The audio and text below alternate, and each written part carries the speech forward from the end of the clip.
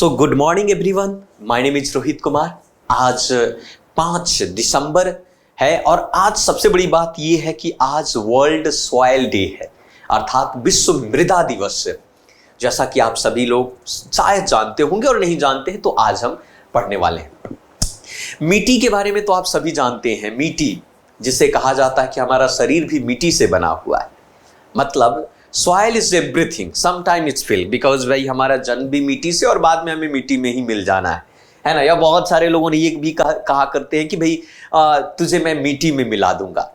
तो कहने का तात्पर्य है आज हम समझेंगे मिट्टी की पूरी परिदशा और कहानी एक एडिटोरियल के माध्यम से। सबसे पहले देख लेते हैं, एक मिट्टी से संबंधित, सॉइल से संबंधित राइटर है, उन्होंने कोट लिखा था कि land is not merely a soil.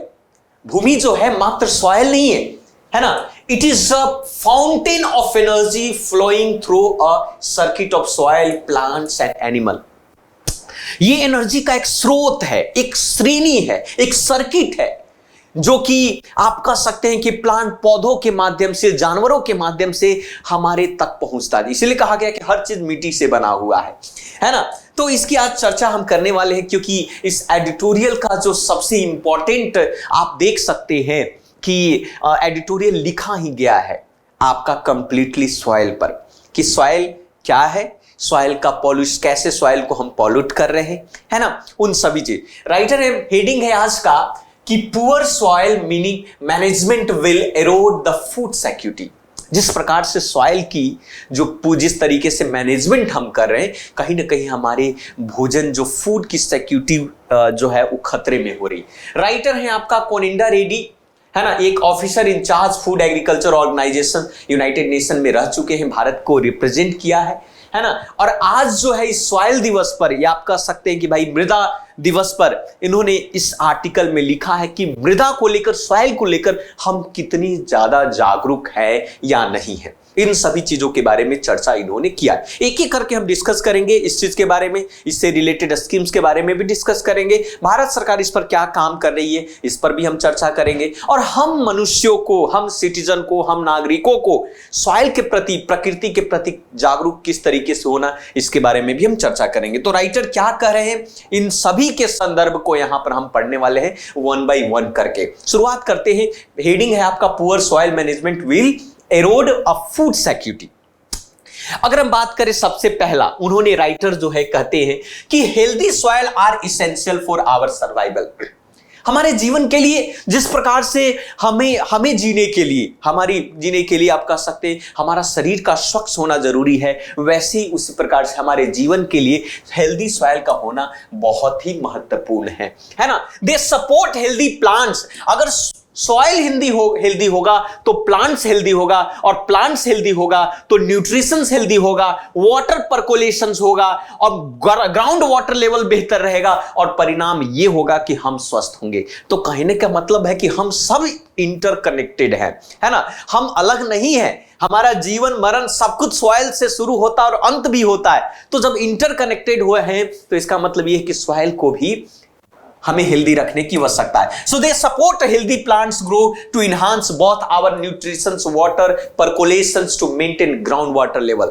इसीलिए उन्होंने कहा कि soil help to regulate the plants climate by storing carbon and. जिस प्रकार से ये बताइए कि ग्लोबल वार्मिंग हो रहा है, ग्रीन हाउस गैस दिन पर दिन बढ़ रहे हैं, है ना, कार्बन की मात्रा बढ़ रहे हैं। आपको बता दे कि अगर ओशियंस के बाद अगर कार्बन का कोई सिंक है तो वो आपका सॉइल है। मतलब second largest carbon sink after the ocean, soil is the second largest carbon sink after the ocean. तो बताइए, अगर ये बेहतर नहीं होगा तो क्या आपका ग्लोबल वार्मिंग होगी, क्लाइमेट चेंज होगा, सब कुछ बदल जाएगा, है ना। आप समझ रहे होंगे हमारी बात को। वाटर लेवल बढ़ेंगे, छोटे मोटे बड़े आइलैंड जो है सबमर्ज हो जाएंगे, फ्लड की स्थिति आएगी, नए नए वायरस जन्म लेंगे।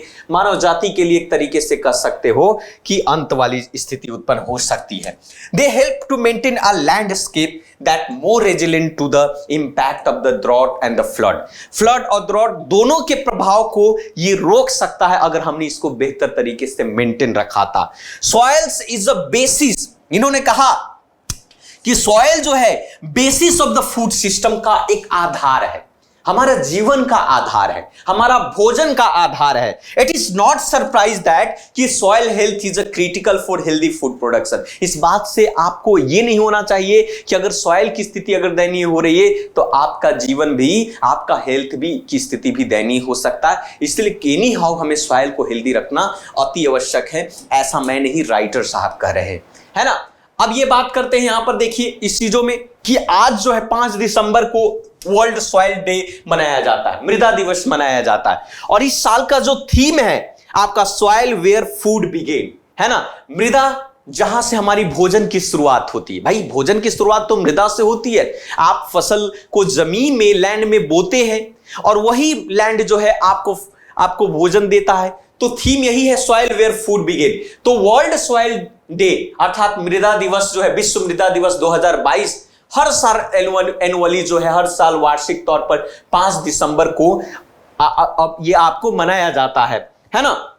और इस साल का जो थीम है ये आपका यही है, वेयर फूड बिगेन। इसका मतलब ये हुआ कि raise awareness on the importance of maintaining healthy soil ecosystem human wellbeings by addressing growing challenges in the soil maintenance, encouraging the society to improve soil health, advocating the sustainable management of the soil. इसका मतलब ये हुआ, simple सा ये कहना चाहते हैं कि भाई हमें सॉइल को, इकोसिस्टम को, ह्यूमन के वेलबींग के लिए हमें इसको स्वस्थ रखने की आवश्यकता है। साथ साथ में इसकी सोसाइटी, इसकी improvement of the soil health, advocate to the sustainable management of the soil, ये सभी बेहतर होगा तभी हमारा जीवन, मानव जाति, सोसाइटी सभी बेहतर होगा। तो यहां पर अवेयरनेस की जरूरत है कि भाई किसी प्रकार से हमें सॉइल पोल्यूशन होने से रोकना है ना। मृदा को प्रदूषित नहीं करना है, अधिक से अधिक वृक्ष लगाना है ताकि सॉइल को जकड़े हुए रहे और बेहतर कार्बन मिले, न्यूट्रिशंस मिले, वो है ना, हमारे इकोसिस्टम को बैलेंस करके रखने में मदद करे हमारा सॉइल, है ना। ये चीजें, जिस तरीके से मिट्टी की कटाई होती है आप सबको पता ही है। अब यहां पर ये राइटर महोदय इस बात पर भी बात करते हैं, डिग्रेडेशंस एंड इट्स कॉन्सिक्वेंस। जिस प्रकार से सॉइल का डिग्रेडेशंस हो रहा है, सॉइल का पतन हो रहा है, सॉइल का जिस तरीके से इरोड हो रहा है, उसके कॉन्सिक्वेंसेस बहुत ही बुरा है। आज आप देख सकते हैं कि nutrients loss and pollution significant to threat the soil. जिस प्रकार से जो पोषक तत्व और न्यूट्रिशंस की कमी और पॉल्यूशन के कारण सॉइल की पोषक तत्व, सॉइल की गुणवत्ता दिन पर दिन खराब होती जा रही है, जिसके परिणाम जो है बहुत ही बुरा होने वाले, जिसका परिणाम यह है कि फूड सिक्योरिटी ग्लोबली। आप बताइए, मृदा अपरदन होगा, मृदा के पोषक तत्व समाप्त हो जाएंगे तो कंसिक्वेंसेस क्या होगा? आपका जो भोजन है, चावल, दाल, गेहूं, जो भोजन, वो उपज कम होगा। और जब उपज कम होगा और जिस प्रकार से जनसंख्या बढ़ रही है, तो क्या उस संख्या के भोजन के लिए उपयुक्त तो होगा क्या? नहीं, ये आपस में ही युद्ध करेंगे भोजन के लिए, आपस में ही कट मरेंगे, सिंपल सी। तो भाई जिसको जो बेस है उस बेस को भूलकर, है ना, आप किसी और चीजों पर आप ध्यान दे रहे हैं, तो इस पर बात कर रहा है। उन्होंने कहा कि main driver of contributions to soil degradations are industrial activity. बोला कि ये सबसे ज्यादा जो सॉइल डिग्रेडेशंस में जिसका योगदान है वो है आपका इंडस्ट्रियल एक्टिविटी। आप इंडस्ट्रियल जो औद्योगिक जो प्रक्रियाएं, जो औद्योगिक जो रूपरेखा किए जा रहे हैं, जैसे इंडस्ट्रियल एक्टिविटी है, इसका मेन कारण जो सॉइल को डिग्रेड कर रहा है। डिग्रेड का मतलब होता है उसको पतन करना, हनन करना, खराब करना, या आप जो भी है ना। माइनिंग है आपका, खनन, वेस्ट ट्रीटमेंट है आपका, हम प्लास्टिक को कहीं पर भी फेंक देते हैं, है ना। और एग्रीकल्चर है उसका, फॉसिल्स फ्यूल एक्सट्रैक्शंस है आपका, प्रोसेसिंग और ट्रांसपोर्टेशन इमिशन। ये सभी मुक्त रूप से जो कारण है जो सॉइल को आपको प्रदूषित कर रहा है। ये वेरी वीवीआई है, आपके प्रीलिम्स एग्जाम में प्रश्न पूछ सकता है कि main drivers of contribution of soil degradations are industrial activity, mining, waste treatment, agriculture, fossils fuel. अब कहेंगे कि एग्रीकल्चर कैसे? भाई एग्रीकल्चर में आप जिस तरीके से आप फर्टिलाइजर के तौर पर केमिकल फर्टिलाइजर का प्रयोग कर रहे हैं तो उसके कारण से आप समझ सकते हैं कि हमारा सॉइल जो है इरोड हो रहा है। फ्यूल एक्सट्रैक्शन हुआ, कोयला बाहर निकाल रहे हो आप, ट्रांसपोर्ट इमिशन, ये मेन कारण है जो सॉइल को डिग्रेड कर रहा है। The reason behind to soil nutrients loss to range from the soil erosion. एक ये भी कारण है जिस प्रकार से मिट्टी की जो पोषक तत्व तो कम हो रहा रहा है, वो एक कारण है आपका सॉइल इरोजन के कारण, रन ऑफ के कारण, कटाव के कारण, लिंचिंग के कारण, बर्निंग ऑफ क्रॉप रेसिड्यूल्स, है ना, जो आपके हरियाणा में, पंजाब में जब बहुत सारे क्रॉप्स जब बच जाते हैं तो आप उसी को बर्निंग कर देते हैं, स्लैग उत्पन्न होता है, आप सभी को पता है, जिसके लेकर सुप्रीम कोर्ट ने भी काफी एक्शन लिया। दिल्ली की स्थिति बहुत दयनीय है। सिर्फ दिल्ली इससे प्रभावित नहीं होगा, वहां के आसपास के जितने भी सॉइल है वो उससे भी प्रभावित होंगे। तो ये इसका रीजन और भी है आपका, ये भी कर सकते हैं। Soil degradation in the sum from another affect around the 29% of India total. भारत की जितनी भी लैंड है उस लैंड का 29% जो है आपका सॉइल डिग्रेडेशन हो चुका है ऑलरेडी। आप समझिए 30% तो आपकी भूमि पूरी तरीके से डिग्रेड हो गई है। डिग्रेड का मतलब पतन हो गई है।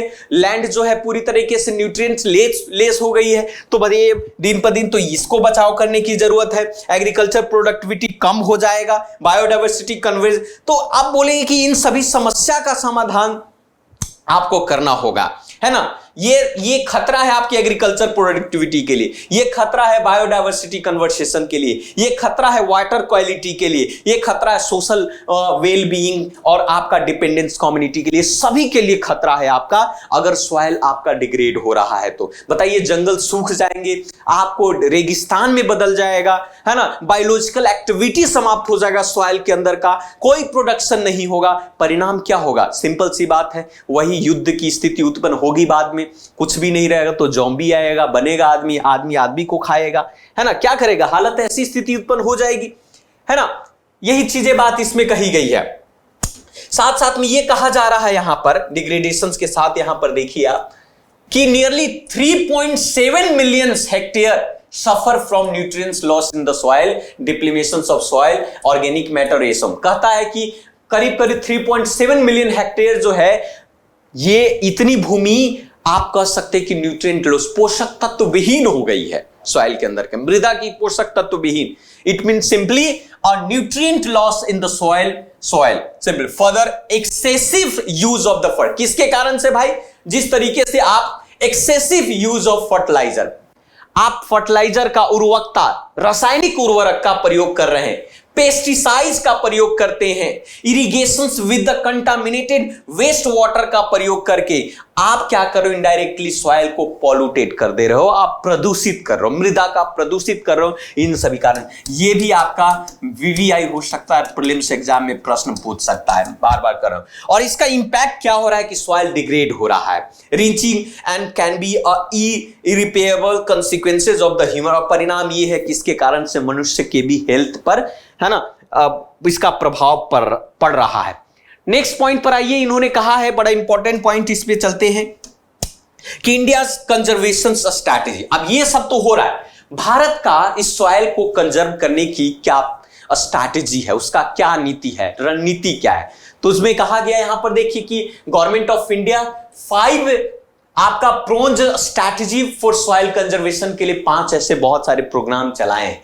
इसमें कहता है कि मेकिंग सॉइल केमिकल फ्री। पहला इसमें क्या है कि किसी प्रकार से सॉइल को, मेकिंग सॉइल आप कह सकते हैं कि केमिकल फ्री, जो फर्टिलाइजर, केमिकल फर्टिलाइजर का प्रयोग करते हैं उससे बचाव किया जाए, उसको फ्री किया जाए। सेविंग सॉइल बायोडाइवर्सिटी, बायोडाइवर्सिटी को इनहांस किया जाए ताकि सॉइल रहे, ट्री लगाया जाए। दूसरी बात, मेंटेनिंग सॉइल मॉइस्चर, कोशिश ये किया जाए कि भाई मिट्टी जो है मॉइस्चर रहे, आपका नमी युक्त रहे, है ना। मिटिगेशन, आपका मिटिगेटिंग सॉइल डिग्रेडेशन, कोशिश किया जाए कि सॉइल डिग्रेड ना हो, और प्रिवेंटिंग सॉइल इरोजन, और आपका मृदा अपरदन से बचाया जाए। ये आपका मुख्य रूप से 5 चीज जो है सॉइल को डिग्रेड होने से बचाएगा, है ना। पहले के फार्मर क्या करते थे, इन लोगों के पास इंफॉर्मेशन नहीं हुआ करता था, सॉइल में डिफिशियंसी होती थी, मॉइस्चर की कमी होती थी, परिणाम क्या होता था?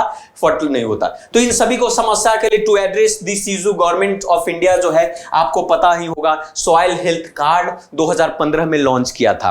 और ये जो सॉइल हेल्थ कार्ड जो है लॉन्च करने के बाद जो किसानों को कहा गया कि आप अपनी मिट्टी का चेक करवाओ और ये चेक करवाने से ये पता चलेगा कि भाई मिट्टी में क्या है, उसकी पोषक तत्व कितना है, कौन सी फर्टिलाइजर की आवश्यकता पड़ेगी, इन सभी चीजों पर, है ना। करंट स्टेटस ये है कि भारत में सॉइल हेल्थ कार्ड बनता है सबको, ताकि सॉइल की स्थिति को देखा जाए, समझा जाए और उसके माध्यम से उसमें फर्टिलाइजर का प्रयोग किया जाए। ये भारत के अंदर में अभी कंसिक्वेंसेस देख सकते हैं। साथ साथ में और भी चीजें हैं आपका अदर पेरेंट। आप देखिए प्रधानमंत्री कृषि सिंचाई योजना है, इसका भी मेन मकसद क्या है कि टू प्रिवेंट सॉइल इरोजन को रोका जाए, रीजनरेशन ऑफ नेचुरल वेजिटेशन, बहुत सारे ट्री लगाया जाए, रेन वाटर हार्वेस्टिंग किया जाए ताकि वाटर का लेवल बचा हुआ रहे, है ना। Recharging the ground water table को रिचार्ज किया जाए सॉइल के माध्यम। तो ये आपका इसके अंदर प्रधानमंत्री कृषि, तो ये भी आपका एग्जाम में प्रमुख हो सकता है कि भाई what is the objective of प्रधानमंत्री कृषि सिंचाई योजना।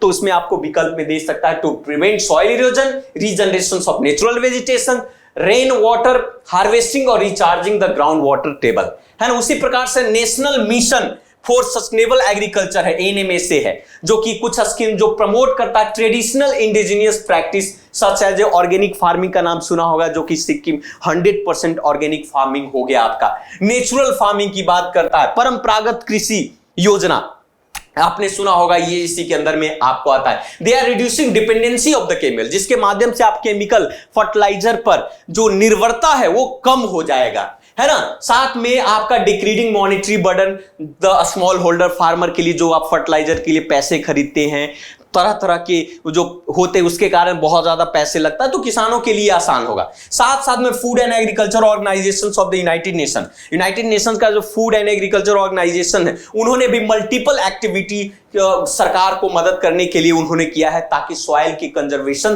किया जा सके और सस्टेनेबल एग्री फूड सिस्टम बनाया जा सके, है ना। साथ साथ में और भी इसके साथ FAO ने, जो फूड एग्रीकल्चर ऑर्गेनाइजेशन है, उन्होंने कोलैबोरेशन किया है, खास करके natural rain fed area authority के द्वारा और ministry of agriculture and farmer welfare के द्वारा, ताकि to develop forecasting tools using to data analysis, और इससे हम मृदा के अपरदन और मृदा के अंदर में जो न्यूट्रिशंस है उसको बचा सके। तो इससे संबंधित बहुत सारी चीजें हैं, है ना। साथ साथ में कुछ टारगेट पर भी बात कर लेते हैं। कहता है आपका working with the target state, FAO जो है मिनिस्ट्री ऑफ रूरल डेवलपमेंट के साथ एसोसिएट करके उन्होंने दीनदयाल अंत्योदय योजना और नेशनल रूरल लाइवलीहुड मिशन, है ना, जिसको NRLM कम्युनिटी कहते हैं, तो उसके माध्यम से उन्होंने कहा है कि supporting on the farm livelihood on the adoption of sustainable and the resilient practice और ऑर्गेनिक सर्टिफाई और एग्री मल्टी, ये बहुत सारे काम है। 8 टारगेट इसमें भी दिया गया, 8 राज्यों में, मध्य प्रदेश हुआ, मिजोरम हुआ, उड़ीसा हुआ,